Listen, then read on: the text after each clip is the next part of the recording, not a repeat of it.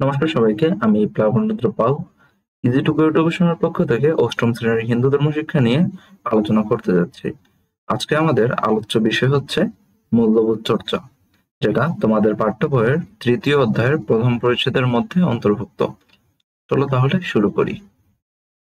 আমরা এই ছবিটির দিকে তাকালে দেখতে পাচ্ছি, প্রথম ছবিতে একটি মেয়ে তার বন্ধুকে বা একটি ছেলেকে পায়ে ব্যান্ডেজ বাঁধতে সহায়তা করছে। দ্বিতীয় ছবিতে একজন মেয়ে তার দাদিমাকে ওষুধ খাইয়ে দিতে বা পানি খাইয়ে দিতে সাহায্য করছে। তৃতীয় ছবিতে একটি মেয়ে পানি দিচ্ছে, একটি মেয়ে এবং একটি ছেলে উভয়ে মিলিত হয়ে কি একটি গাছ রোপণ করেছে এবং মেয়েটি সেই গাছটিতে পানি দিচ্ছে। এবং চতুর্থ ছবিটিতে যদি লক্ষ্য করি, মেয়েটি তার মাকে সহায়তা করছে এবং ছেলেটি তার বাবাকে কাজে সহায়তা করছে। অর্থাৎ পারস্পরিক, এই চারটি ছবির মধ্যে পারস্পরিক সহযোগিতার বিষয়টি ফুটে উঠেছে, একজন আরেকজনকে সহযোগিতা করার। প্রত্যেক প্রাণী যে রূপে জন্মগ্রহণ করে সে রূপে বেড়ে উঠে, সেভাবেই জীবন পার করে। হাঁসের বাচ্চা হয় হাঁস, আর ঘাসের বীজ থেকে জন্মায় ঘাস। কিন্তু মানুষের ক্ষেত্রে বিষয়টা অন্যরকম। মানুষ হিসেবে পরিচয় পাওয়ার জন্য তাকে মনুষ্যত্ব অর্জন করতে হয়।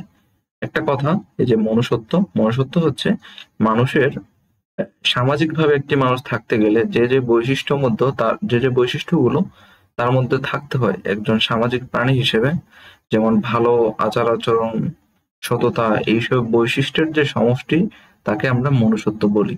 এই মনুষ্যত্ব হলো কতকগুলো সদ্গুণের সমষ্টি।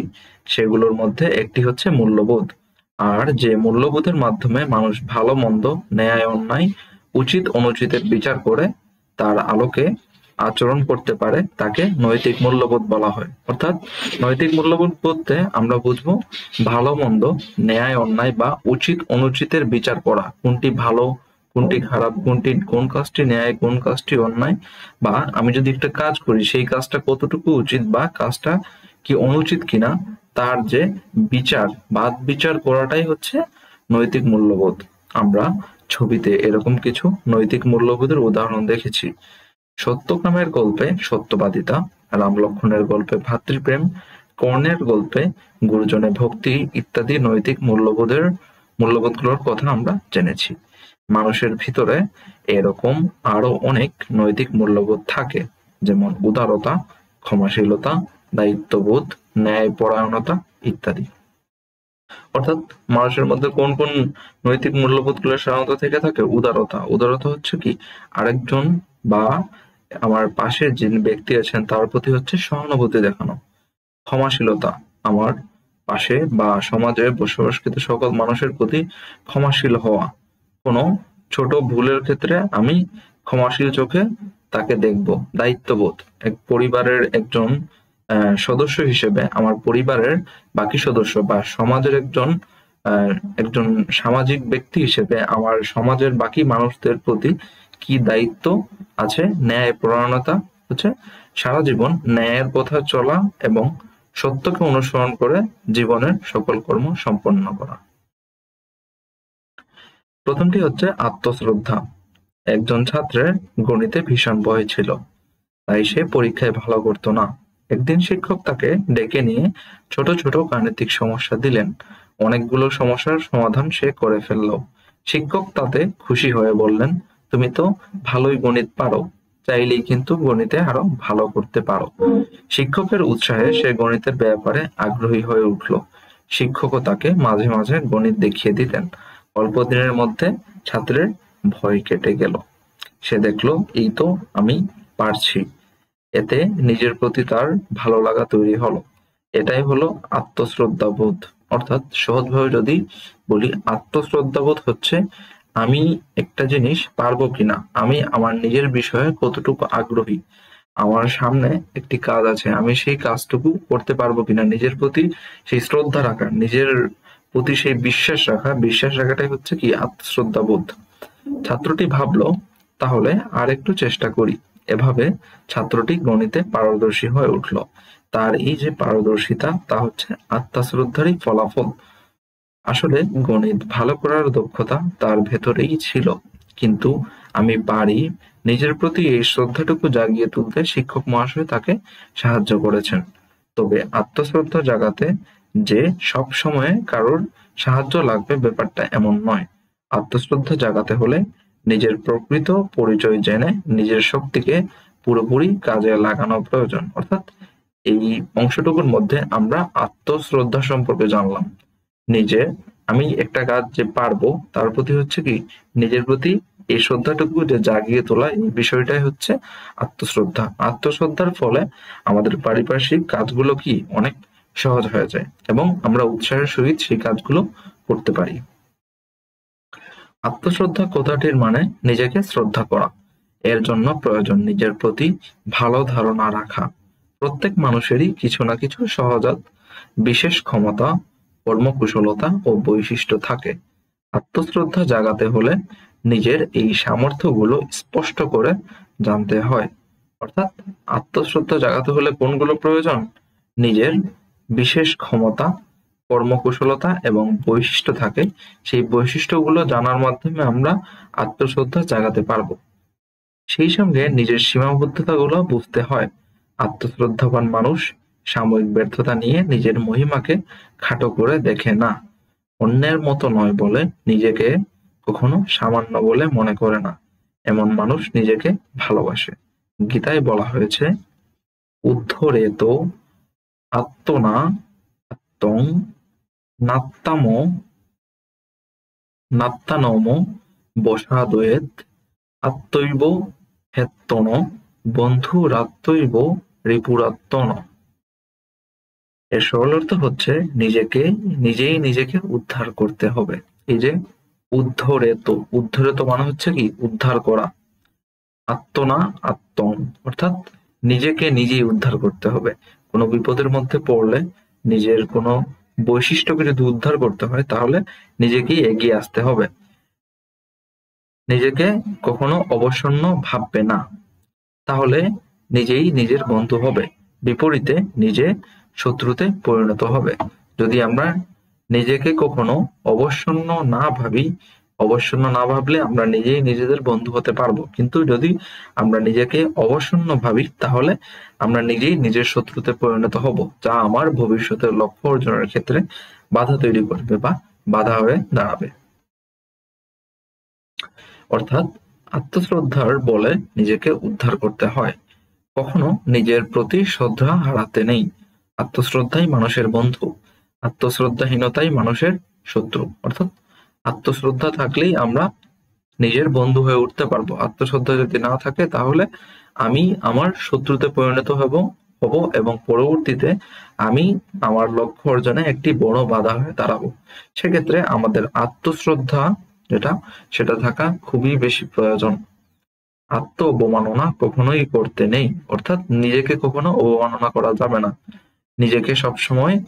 নিজেকে বোঝাতে হবে যে আমি সেই কাজটি করতে সক্ষম, আমি সেই কাজটি করতে পারবো। আমি পাপী, আমি অধম, আমি পতিত, আমি অসহায় এরকম বলতে নেই বা মনে করতে নেই। আত্মশ্রদ্ধাবান আত্মশ্রদ্ধাকেই পরম অবলম্বন মনে করেন। কুসঙ্গ, কুকথা ইত্যাদি থেকে নিজেকে সযত্নে দূরে রাখেন। কেবল ব্যক্তি জীবনে নয়, জাতীয় জীবনেও আত্মশ্রদ্ধার প্রয়োজন আছে।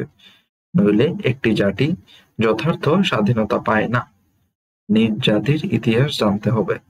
নিজেদের সমষ্টিগত বৈশিষ্ট্য সম্পর্কে ধারণা রাখতে হবে। জাতীয় জীবন দর্শন সম্পর্কে সচেতন হতে হবে। এরই ওপরে বর্তমান ও ভবিষ্যৎ কর্মপন্থা নির্ধারণ করতে হবে। অর্থাৎ আত্মশ্রদ্ধা নিজেদের মধ্যে জাগ্রত করতে হবে এবং নিজের সমষ্টিগত বৈশিষ্ট্য সম্পর্কে ধারণা রাখতে হবে এবং নিজের সমষ্টিগত বৈশিষ্ট্য সম্পর্কে ধারণা রাখার মাধ্যমে আমরা বর্তমানে কি করব এবং ভবিষ্যতে কি করতে পারি এই বিষয়ে একটি সঠিক ধারণা লাভ করা সম্ভব। এভাবেই একটি আত্মশ্রদ্ধাবান জাতি সামনের দিকে এগিয়ে যায়। আত্মশ্রদ্ধার উজ্জ্বল দৃষ্টান্ত হিসেবে আমরা রামায়ণে সীতাকে পাই। আমরা এখন সীতার কাহিনী সম্পর্কে জানব। রামায়ণ আমরা সবাই মোটামুটি জানি এবং পড়েছি। এক্ষেত্রে দেবী সীতার রামায়ণ গল্পের মধ্যে আত্মশ্রদ্ধা একটি উজ্জ্বল দৃষ্টান্ত ফুটে ওঠে। এখন আমরা গল্পটা পড়বো এবং সে সম্পর্কে জানবো। রাজা দশরথ এর বড় ছেলে রামকে রাজা করার সিদ্ধান্ত নেন। রাজা দশরথ যখন রাম বনবাস শেষ করে ফিরে আসেন তখন উম, না, এটা হচ্ছে বনবাসের পূর্বে যখন বড় ছেলে যেহেতু রাম, সেক্ষেত্রে বড় ছেলে সবসময় রাজা হয় এবং রাজা দশরথ সেই অনুসারে রামকে রাজা করার সিদ্ধান্ত নিয়েছিল। কিন্তু বাদ সাধেন কইকেয়ী তার কূটকৌশলে রামকে 14 বছরের জন্য বনবাসে যেতে হয়। পরবর্তীতে কইকেয়ী বিভিন্ন কূটকৌশল অবলম্বন করেন এবং রাজা দশরথের কাছে কয়েকটি আবদার রাখেন। সেই আবদারের মধ্যে একটি ছিল কি, রামকে 14 বছরের জন্য বসবাসে যেতে হবে এবং তার সন্তান ভরত হবে সেই রাজ্যের রাজা। সঙ্গে গেলেন স্ত্রী সীতা আর ভাই লক্ষ্মণ। 13 বছর বনবাসে থাকার পর একদিন ছদ্মবেশে লঙ্কার রাজা রাবণ সীতার কাছে এলেন। সীতা তখন বনের কুটিরে একা ছিলেন। সীতা লঙ্কায় যাওয়ার সীতা অতিথি সৎকারের আয়োজন করেন। রাবণ তখন নিজের পরিচয় দিয়ে সীতাকে বনবাস জীবন ছেড়ে তার সঙ্গে লঙ্কায় যাওয়ার প্রস্তাব দেন। সীতা ঘৃণা ভরে সেই প্রস্তাব প্রত্যাখ্যান করেন। রাবণ তখন সীতাকে জোর করে মায়ারথে তুলে নিয়ে নিজ রাজ্য লঙ্কায় চলে যায়। এখানে দেবী সীতার যে পরম পবিত্রতার রূপটি ফুটে উঠেছে যখন লঙ্কার রাজা রাবণ তাকে কুপ্রস্তাব দেয় বনবাস জীবন ছেড়ে লঙ্কায় চলে যাওয়ার, তখন দেবী সীতা ঘৃণা ভরে সেই প্রস্তাবটি প্রত্যাখ্যান করেন এবং বনবাসে থাকার সিদ্ধান্তে অটল থাকেন। কিন্তু পরবর্তীতে রাবণ সেই সীতাকে জোর করে মায়ারথে তুলে লঙ্কায় নিয়ে যান। রাবণ সীতাকে বশে আনার জন্য নানাভাবে চেষ্টা করে, কিন্তু কোনোভাবেই না পেরে তাকে অশোক বনে রাক্ষসীদের মাঝে বন্দী করে রাখেন। এদিকে সীতাকে খুঁজে বেড়াচ্ছেন রাম। একদিন হনুমান লঙ্কা থেকে সীতার খবর আর একটি আংটি নিয়ে রামের কাছে আসেন। যখন দেবী সীতা হারিয়ে যান, অর্থাৎ রাবণ তাকে নিয়ে যান, তখন হনুমান হনুমান তাকে স্মরণ করে তাকে খুঁজতে বের হয় এবং সেই লঙ্কায় যাওয়ার পরে তিনি প্রমাণস্বরূপ দেবী সীতার সাথে দেখা করে একটি আংটি এবং সীতার খবর রামের কাছে নিয়ে আসেন। তারপর রাম আর লক্ষ্মণ লঙ্কায় উপস্থিত হন। রাম রাবণের ভীষণ যুদ্ধ হয়।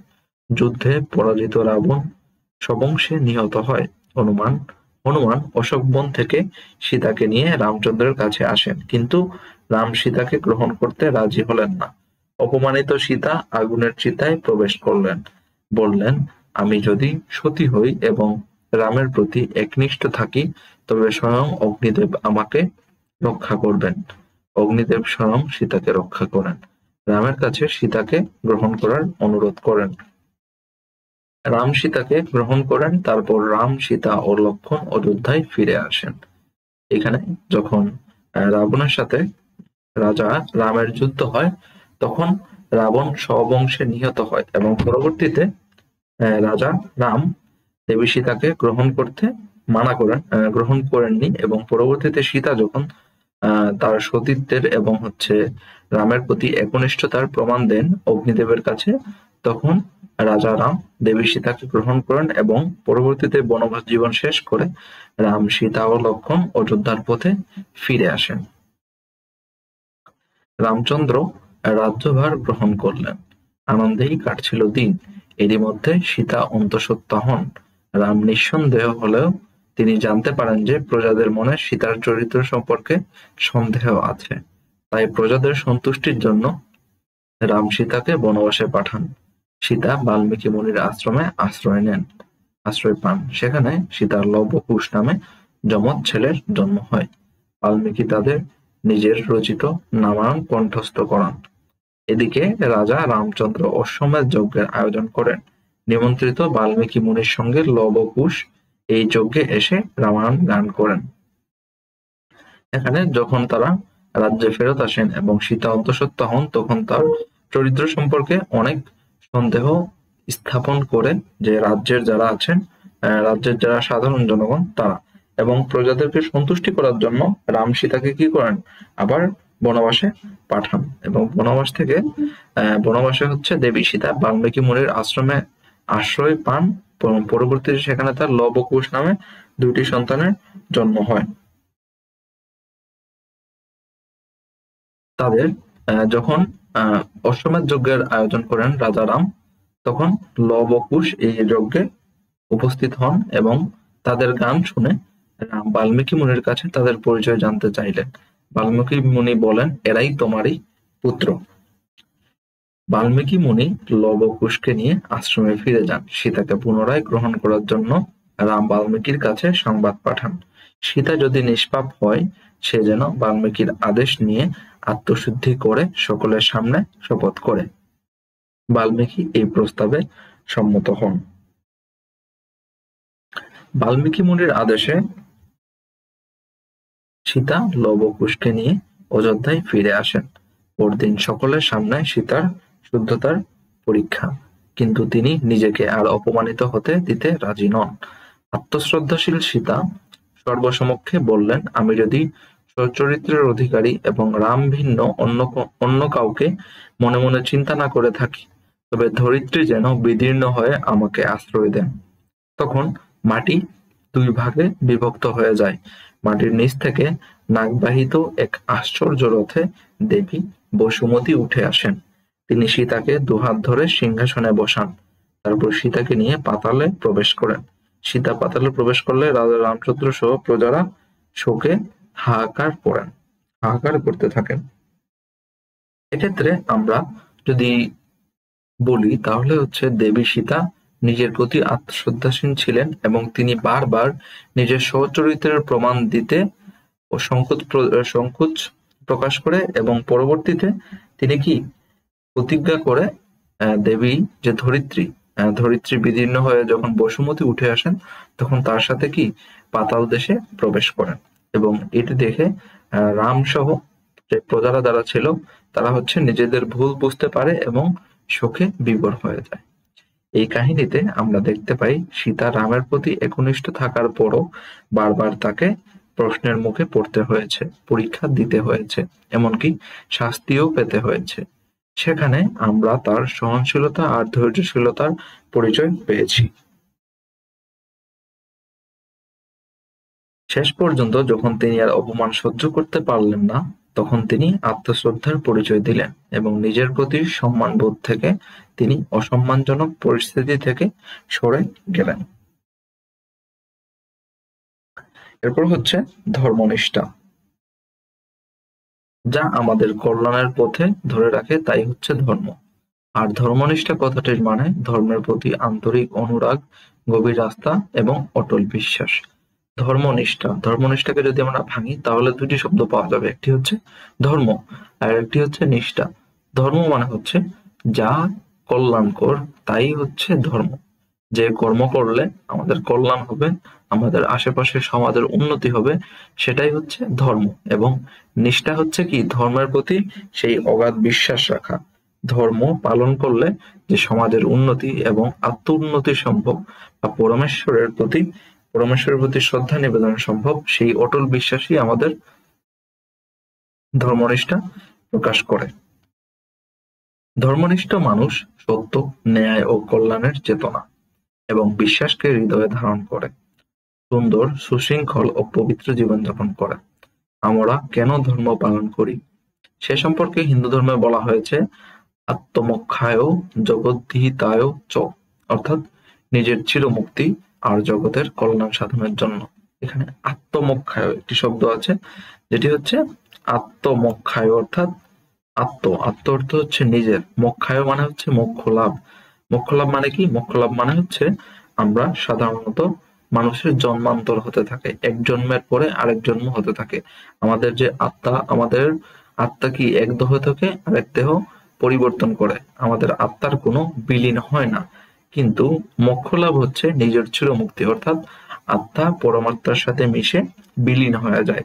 একে আমরা চিরমুক্তি বা মোক্ষ লাভ বলতে পারি। অর্থাৎ ধর্ম পালন করার মূল দুটি কারণ কি হচ্ছে, একটা হচ্ছে আত্মমোক্ষায়, অর্থাৎ নিজের মোক্ষ লাভ অর্জন করা বা নিজের চিরমুক্তি, আত্মার চিরমুক্তি। আর হচ্ছে জগদ্ধিতায় চ, অর্থাৎ জগতের কল্যাণ সাধনের জন্য। ধর্মনিষ্ঠা সব রকমের নৈতিক মূল্যবোধের সমষ্টি। যা নৈতিক তাই ধর্ম, যা অনৈতিক তাই হচ্ছে অধর্ম। ধর্মনিষ্ঠ ব্যক্তিকে ধার্মিক বলা হয়। ধার্মিক ব্যক্তি জগতে সাময়িকভাবে দুঃখ ভোগ করলেও পরিণামে শান্তি পান।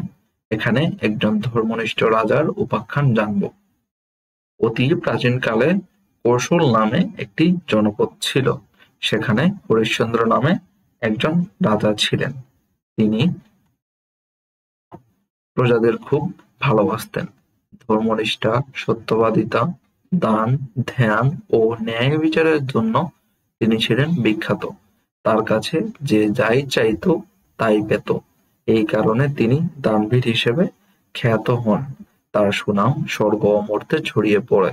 একদিন ইন্দ্রের সভায় বশিষ্ঠ মুনির মুখে ঋষি বিশ্বামিত্র হরিশ্চন্দ্রের দানের সুখ্যাতি শুনলেন।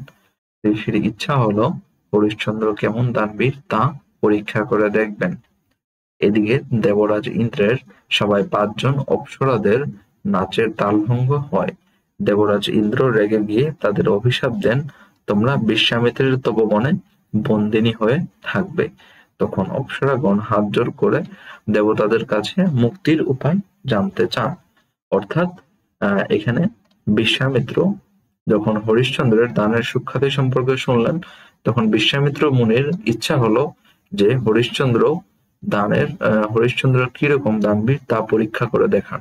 এবং এর সাথে সাথে দেবরাজ ইন্দ্রে স্বর্গের রাজা দেবরাজ ইন্দ্র যখন তার 5 জন অপ্সরা নাচের তালভঙ্গ হয়ে যায়, পরবর্তীতে দেবরাজ ইন্দ্র সেই 5 জন অপ্সরাদের অভিশাপ দেয় এবং অভিশাপে দেয় যে তারা বিশ্বামিত্র মুনির যে তপবন সেইখানে বন্দী হয়ে থাকবে। পরবর্তীতে সেই অপ্সরাগণ দেবরাজের কাছে তাদের মুক্তির উপায় সম্পর্কে জানতে চায়। দেবরাজ ইন্দ্র বললেন, রাজা হরিশ্চন্দ্রের হাতে তোমাদের মুক্তি হবে। তারা মানুষরূপে বিশ্বামিত্রের তপবনে বাস করতে থাকে।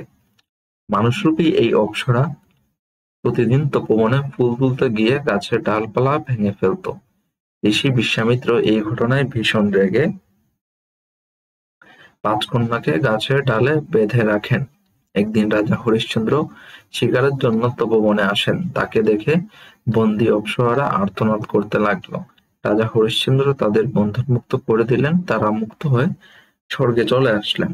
অর্থাৎ এইখানে আমরা দেখতে পাই রাজা হরিশ্চন্দ্র কিভাবে সেই 5 জন অপ্সরাকে মুক্ত করে এবং কিভাবে তারা মর্ত্যলোক থেকে আবার স্বর্গলোকে ফিরত চলে আসে।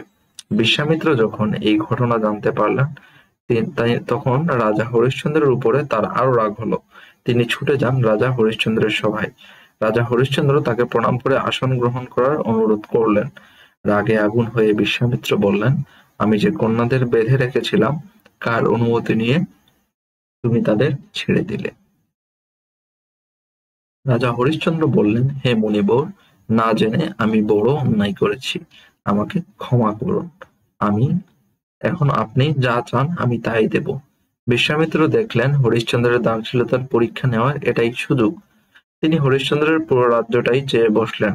রাজা হরিচন্দ্র ঋষি বিশ্বামিত্রকে পুরো রাজ্য দান করলেন। দক্ষিণা হিসেবে চাইলেন 7 কোটি স্বর্ণ মুদ্রা। রাজা সঙ্গে সঙ্গে ভান্ডারীকে রাজকোষ থেকে 7 কোটি স্বর্ণ মুদ্রা নিয়ে আসতে বললেন। তখন বিশ্বামিত্র বললেন, হরিশ্চন্দ্র, তুমি তো আমাকে পুরো রাজত্ব দান করেছ, তাই রাজকোষও এখন আমার। এর অধিকার তুমি হারিয়েছ। অন্য কোথাও থেকে অর্থ এনে আমাকে দক্ষিণা দাও। আর রানী শৈবা আর পুত্র রোহিতাশোককে নিয়ে তুমি আমার রাজ্য থেকে চলে যাও। রাজা বিশ্বামিত্রের কাছ থেকে 7 দিনের সময় চেয়ে নিলেন। তারপর রাজপোশাক ছেড়ে নিজের স্ত্রী পুত্রকে নিয়ে কাশীধামে চলে যান। সেখানে রানী শৈবাকে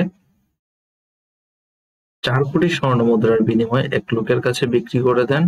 পেছন থেকে রাজপুত্র রোহিতাশ্ব মায়ের আঁচল ধরে কাঁদতে লাগলো।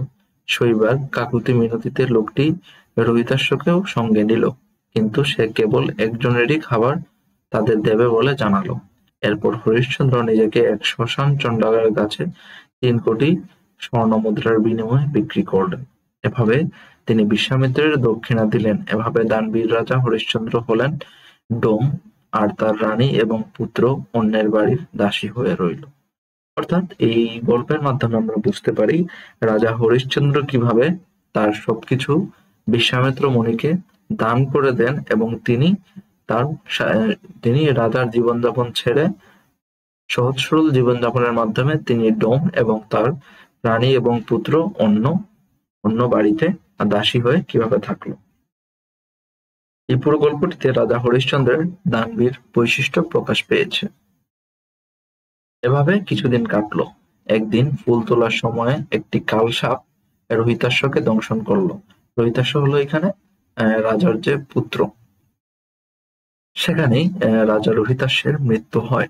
মৃত পুত্রকে দেখে শৈবার জীবনে অন্ধকার নেমে এলো।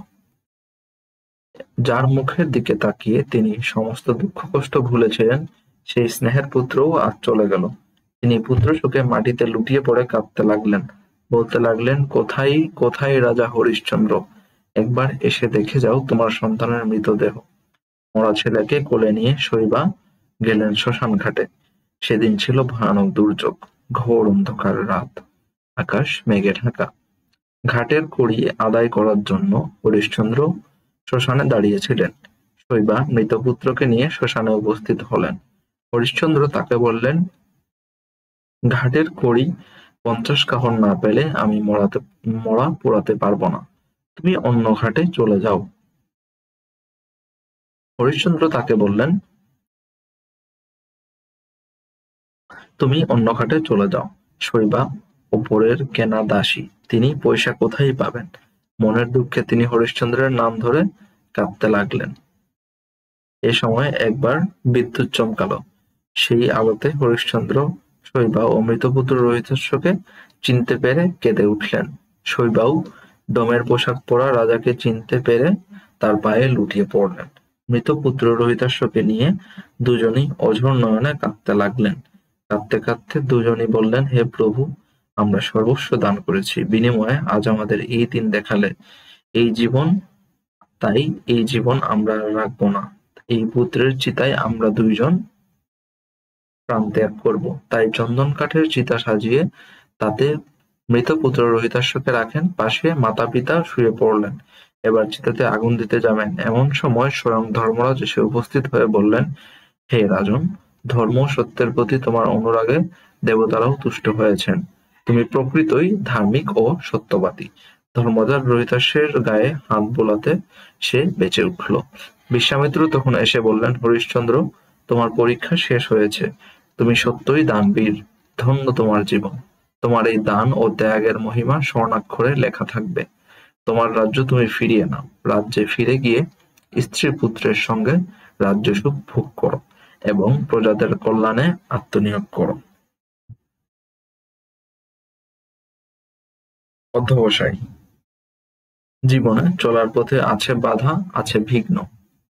এসব বাধা বিঘ্নকে অতিক্রম করে কোনো কাজে সাফল্য লাভের জন্য বারবার চেষ্টা করার নামই হচ্ছে কি? অধ্যবসায়। চেষ্টা, উদ্যোগ, আন্তরিকতা, পরিশ্রম, ধৈর্য, সহিষ্ণুতা, একাগ্রতা ইত্যাদি গুণের সমন্বয়ে অধ্যবসায় নামক নৈতিক গুণটি গড়ে ওঠে। অর্থাৎ অধ্যবসায় হচ্ছে কি, আমরা যদি কোনো জিনিস প্রথমবার চেষ্টা করে না পাই, তাহলে সেটা অর্জনের জন্য বারবার চেষ্টা করে যাওয়ার নামই অধ্যবসায়। অধ্যবসায় চেষ্টা, উদ্যোগ, আন্তরিকতা, পরিশ্রম, ধৈর্য, সহিষ্ণুতা, একাগ্রতা ইত্যাদি গুণের সমন্বয়ে তৈরি হয়। পৃথিবীতে যা কিছু মহৎ, যা কিছু সুন্দর, যা কিছু কল্যাণকর, সবই অধ্যবসায়ের মাধ্যমে অর্জিত হয়েছে। তাই মানব সভ্যতার অগ্রগতির চাবিকাঠি হলো অধ্যবসায়।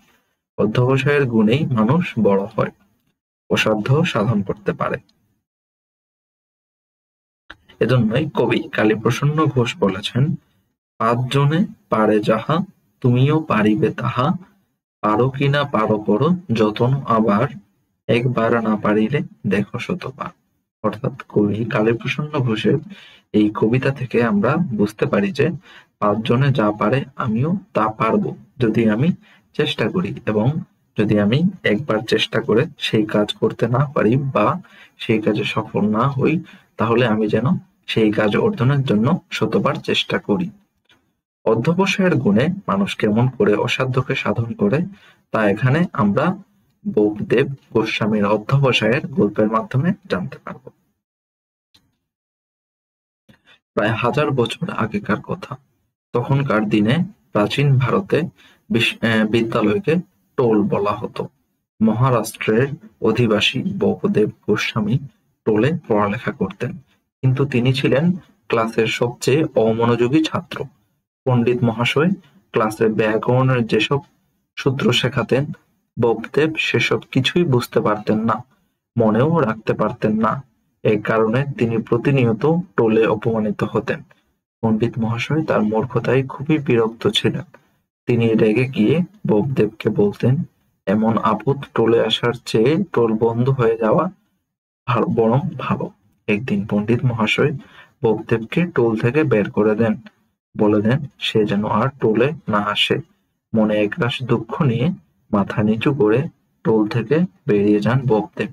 টোল থেকে বিতাড়িত হওয়ার কারণে হতাশা ঘিরে ধরে তাকে।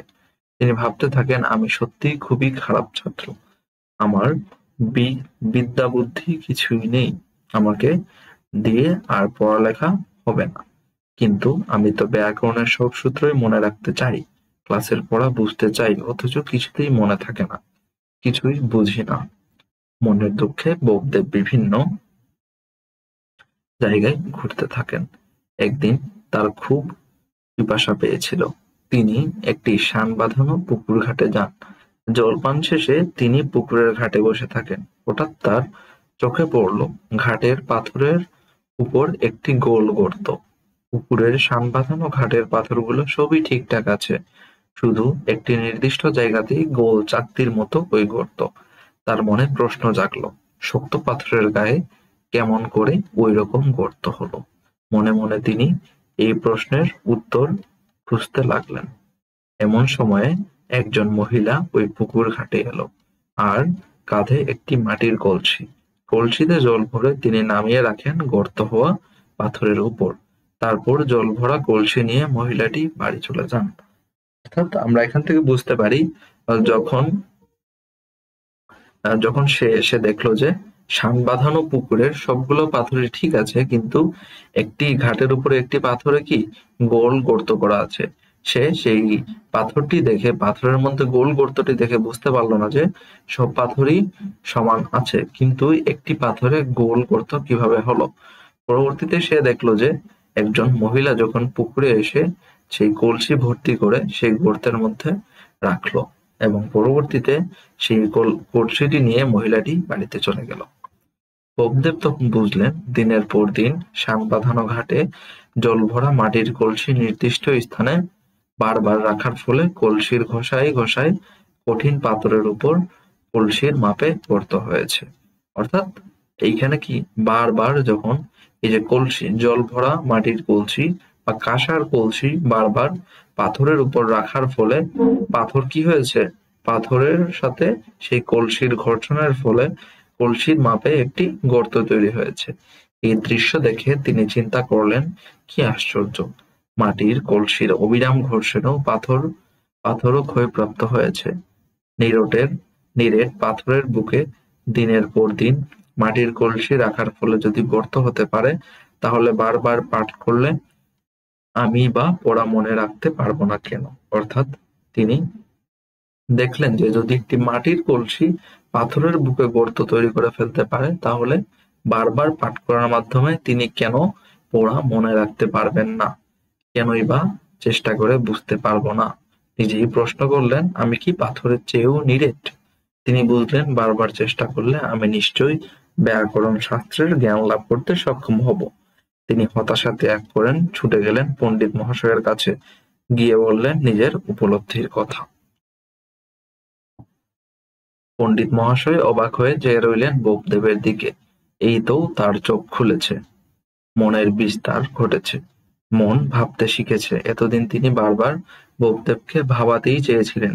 সেই চিন্তনের পাঠ ভবদেব পেয়েছেন প্রকৃতির কাছ থেকে। যে পুত্রসম ছাত্রকে তিনি টোল থেকে বের করে দিয়েছিলেন, তাকে পরম স্নেহে বুকে জড়িয়ে ধরেন। এরপর ভবদেব ব্যাকরণ শাস্ত্রে জ্ঞান অর্জনের জন্য কঠোর সাধনা করতে লাগলেন।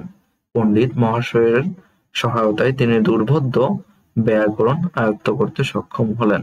একসময় ভবদেব নিজেই সংস্কৃত ব্যাকরণকে সূত্রায়িত করেন। যে ব্যাকরণ শাস্ত্র ছিল একসময় একেবারেই দুর্বোধ্য, ভবদেব সেই শাস্ত্রের সূত্রগুলো নিজেই রচনা করেন এবং একটি আধুনিক ব্যাকরণ গ্রন্থ তৈরি করেন। বোপদেবের সেই বিখ্যাত ব্যাকরণ গ্রন্থের নাম ছিল মুগ্ধবোধ ব্যাকরণ। এমন সহজবোধ্য ব্যাকরণ সেকালে আর দ্বিতীয়টি ছিল না।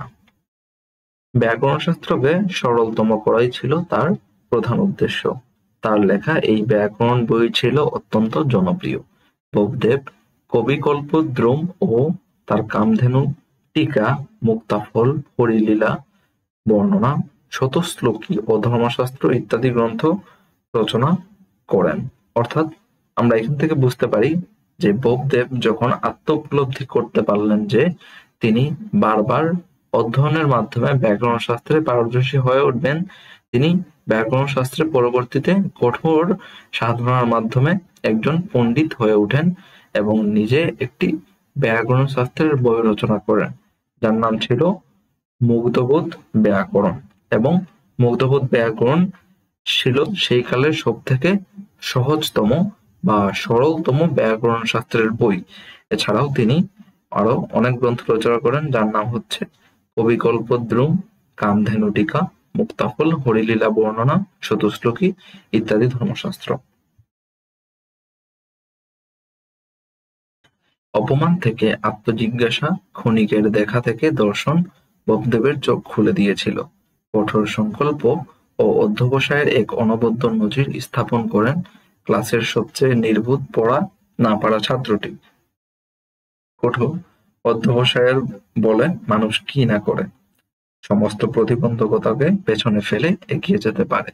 বোপদেব গোস্বামীর গল্পটি তার অনবদ্য উদাহরণ। অর্থাৎ বোপদেব গোস্বামীর এই গল্প থেকে আমরা বুঝতে পাই যে কঠোর অধ্যবসায়ের মাধ্যমে জীবনে সবকিছুই সম্ভব, জীবনের সকল লক্ষ্য অর্জন করা সম্ভব এবং আমাদের লক্ষ্য অর্জনে যে প্রতিবন্ধকতাগুলো আছে সেই প্রতিবন্ধকতাকে কাটিয়ে আমরা আমাদের লক্ষ্যে সহজভাবে পৌঁছাতে পারবো এই অধ্যবসায়ের মাধ্যমে। অর্থাৎ কঠোর সংকল্প ও অধ্যবসায়ের মাধ্যমে আমরা জীবনের প্রকৃত লক্ষ্য অর্জন করতে সম্ভব হব।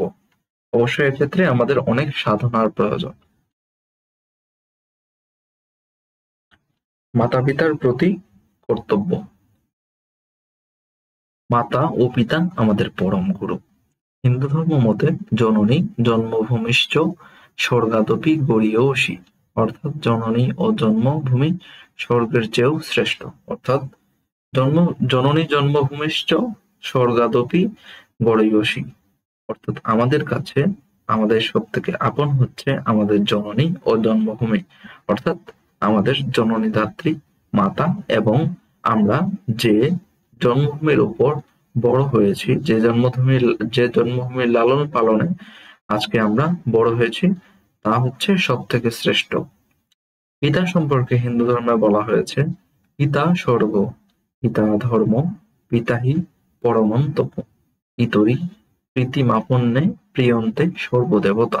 অর্থাৎ পিতা স্বর্গ, অর্থাৎ হচ্ছে পিতাকে স্বর্গের সমতুল্য ধরা হয়। পিতা ধর্ম, অর্থাৎ পিতাকে ধর্ম বলা হয়। ধর্ম হচ্ছে কি জীবনে সৎ পথে চলার জন্য যেসব নিয়ম নীতি অনুসরণ করতে হয় এবং যেসব নিয়ম নীতি অনুসরণ করে সমাজ ও পারিবারিক কল্যাণ সম্ভব, তাই হচ্ছে কি ধর্ম। পিতাহি পরমং তপ, অর্থাৎ পিতাই হচ্ছে পরম তপস্যা। অর্থাৎ আমাদের তপস্যার কেন্দ্রবিন্দুতে কে থাকেন? আমাদের তপস্যার কেন্দ্রবিন্দুতে আমাদের পিতা থাকেন।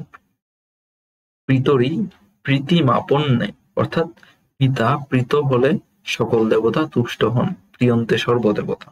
অর্থাৎ আমরা যদি নিজের পিতাকে প্রীত করতে পারি, অর্থাৎ পিতাকে সন্তুষ্ট করতে পারি, তাহলে পিতার এই সন্তুষ্টির মাধ্যমে সকল দেবতা সন্তুষ্টি লাভ করেন বা তুষ্ট লাভ করেন। এক্ষেত্রে এই শ্লোকের মাধ্যমে আমরা পিতার প্রয়োজনীয়তা, পিতার গুরুত্বপূর্ণতা বুঝতে পারি। যা কিছু করা হয় তাই হচ্ছে কর্ম, আর যেসব কর্ম অনুশীলন করা আবশ্যক তাই হচ্ছে কর্তব্য। কর্তব্যের প্রতি আমাদের শ্রদ্ধাবোধকে বলা হয় কর্তব্যবোধ। এখানে তিনটা জিনিস আছে। প্রথমটা হচ্ছে কর্ম, তারপর হচ্ছে কর্তব্য, তারপর হচ্ছে কর্তব্যবোধ। কর্ম কি? আমরা বাস্তব জীবনে যে কাজ করে থাকি তাকে বলা হয় কর্ম। সেটা ভালো হতে পারে, সেটা খারাপ হতে পারে। এবং যখন আমরা কোনো কাজ করা আবশ্যক হয়ে ওঠে, যেমন মাতা পিতার প্রতি কর্তব্য, সমাজের প্রতি কর্তব্য, পরিবারের প্রতি কর্তব্য, যে কর্তব্যের প্রতি আমরা যে শ্রদ্ধাবোধটা প্রদর্শন করি সেটা হচ্ছে কি কর্তব্যবোধ। পৌরাণিক কাহিনীতে আমরা মাতা পিতার প্রতি কর্তব্যবোধের অনেক উদাহরণ দেখেছি। রাম পিতৃসত্য পালনের জন্য 14 বছর বনবাস করেছিলেন। ভীম মায়ের আজ্ঞায় রাক্ষসের মুখে যেতেও কুণ্ঠিত হননি। শাস্ত্র অনুযায়ী মাতা পিতার প্রতি ভক্তিমান নয় এমন সন্তান কাম্য নয়, অর্থাৎ আমরা সবাই মাতা পিতাকে ভক্তি করব। শাস্ত্রও বলেছে যে মাতা পিতাকে সম্মান করে না এমন সম্মান কারোরই কাম্য নয়। মাতা পিতার সঙ্গে সবসময় নম্রতা ও বিনয়ের সঙ্গে কথা বলা প্রত্যেকটি সন্তানের একান্ত কর্তব্য। তাদের জীবনে যখন বার্ধক্য আসে, কর্মজীবন থেকে অবসর নিতে হয়, তখন অনেকেই অন্যের উপর নির্ভরশীল হয়ে পড়েন। শৈশবে সন্তান যেমন মাতা পিতার প্রতি একান্তভাবে নির্ভর করত, ঠিক তেমনি ভাবে বৃদ্ধাবস্থায় তাদের নেওয়া প্রত্যেকটি সন্তানের জন্য বৃদ্ধাবস্থায় তাদের দায়িত্ব নেওয়াটি প্রত্যেক সন্তানের জন্যই আবশ্যক। অর্থাৎ যেমন আমরা যখন ছোট থাকি তখন আমাদের মা বাবারা আমাদের দায়িত্ব মা বাবারা আমাদের দেখভাল করেন এবং আমাদের সম্পূর্ণ নির্ভরশীল একটি জায়গা হয়ে থাকেন। ঠিক তেমনি ভাবে যখন আমাদের মাতা পিতারা বার্ধক্য অবস্থায় পৌঁছাবে তখন তাদের দায়িত্ব নেওয়া আমাদের কর্তব্যের মধ্যে পড়বে, এবং এটাকে আমরা কি বলবো, মাতা পিতার প্রতি কর্তব্যবোধ। যে সন্তান পরিণত বয়স পর্যন্ত মাতা পিতার সেবা করার সুযোগ পান তিনি ভাগ্যবান।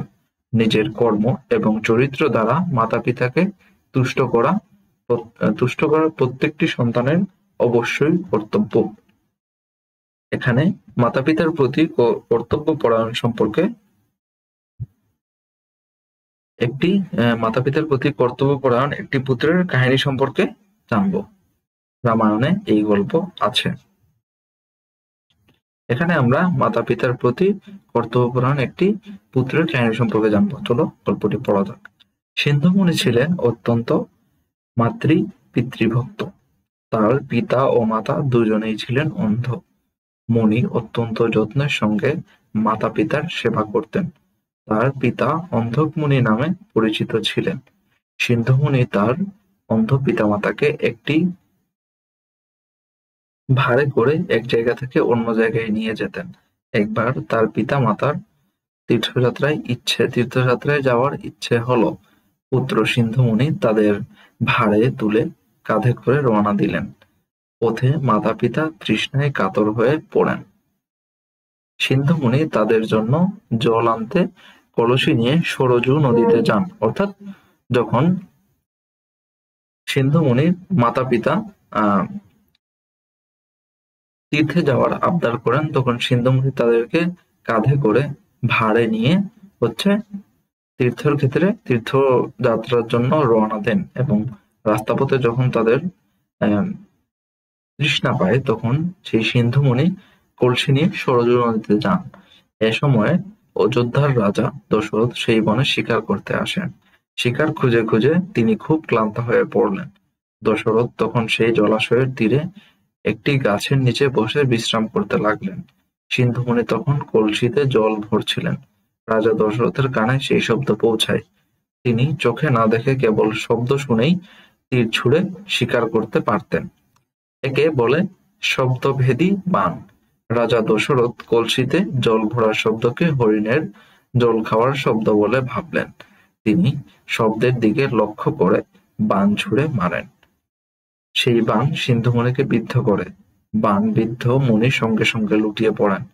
হরিণ শিকার করেছেন ভেবে রাজা দশরথ সেটি আনতে যান, কিন্তু এই হৃদয় বিদারক দৃশ্য দেখে দশরথ ভীষণ অনুতপ্ত হন। তিনি শুশ্রূষা করে সিন্ধুমুনির জ্ঞান ফিরিয়ে আনেন। দশরথের অনুতাপ দেখে মূর্ছ সিন্ধুমুনি তাকে আর কোনো অভিশাপ দেননি। অর্থাৎ এখানে আমরা দেখে পাই যখন সেখানে রাজা দশরথ কি শিকার করতে করতে যখন ক্লান্ত হয়ে যায় তখন সেই নদীর ধারে গিয়ে তিনি বিশ্রাম করছিল।